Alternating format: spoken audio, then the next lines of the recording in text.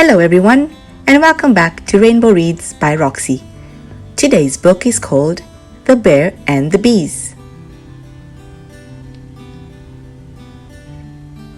The Bear and the Bees, written by Ella Richardson, illustrated by Lydia Monks. Our story begins with your imagination. Now, imagine a world full of black and white creatures that fly above your heads. Bees, yes, but not normal bees. These bees can talk, and not only can they talk, but they also go to school.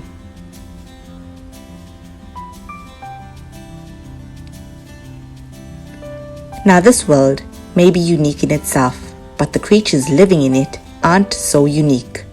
Actually, they are all exactly the same as each other. And all of these buzzing bees have the same name too. They are all called busy, every single one of them. Imagine being in school when the teacher takes the register if you all have the same name.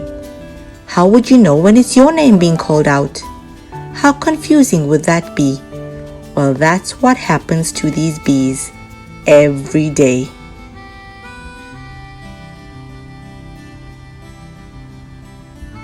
One ordinary Monday, the younger bees were gathered in the playground. Some were buzzing with the latest gossip, while others played hide and buzz.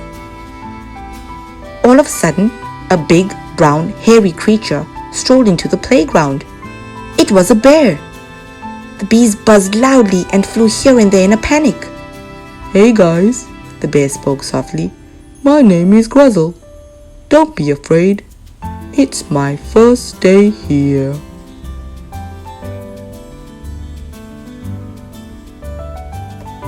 The bees stared in shock at the bear. "This isn't the right school for you," one bee buzzed crossly. "You're different. You don't have stripes like us, and I bet you can't fly," a second bee argued. "And he's not even called busy," a third bee joined in. "We don't like people who are different. Go away." Gruzzle's face fell. "Does it matter if I'm different?" he asked.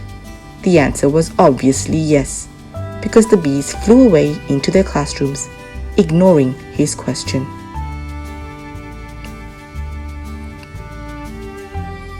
Giant tears fell from Gruzzle's giant eyes and splashed onto the playground. But one bee had stayed behind, the smallest bee in the whole school. Comforting Gruzzle, the bee spoke. There. I think it's a good idea being different. It's boring when everyone's the same." Gruzzle smiled as the kind little bee gave him an idea. The rest of the day zoomed past. Some of the bees made nasty remarks as Gruzzle walked by and giggled behind his back. But Gruzzle didn't care. He had a plan, a good one too. All he needed was imagination, which he sure had already.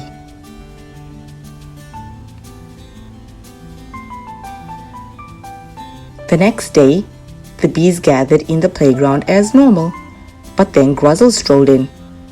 He looked very different from the day before.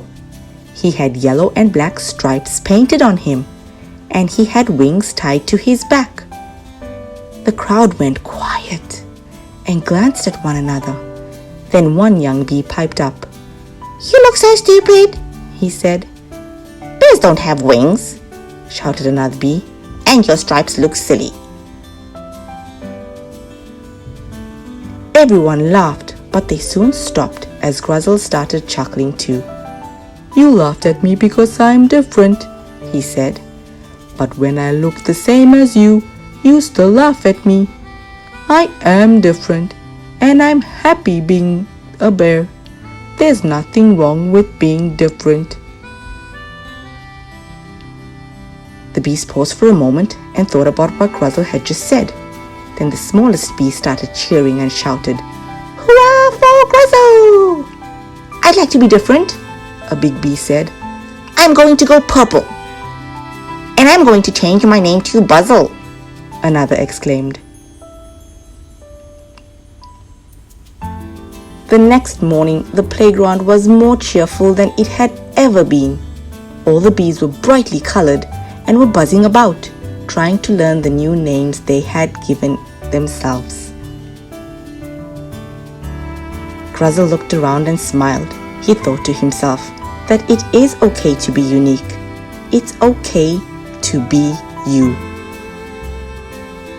I do hope you enjoyed today's book. Let's meet again sometime soon for our next read. Bye-bye.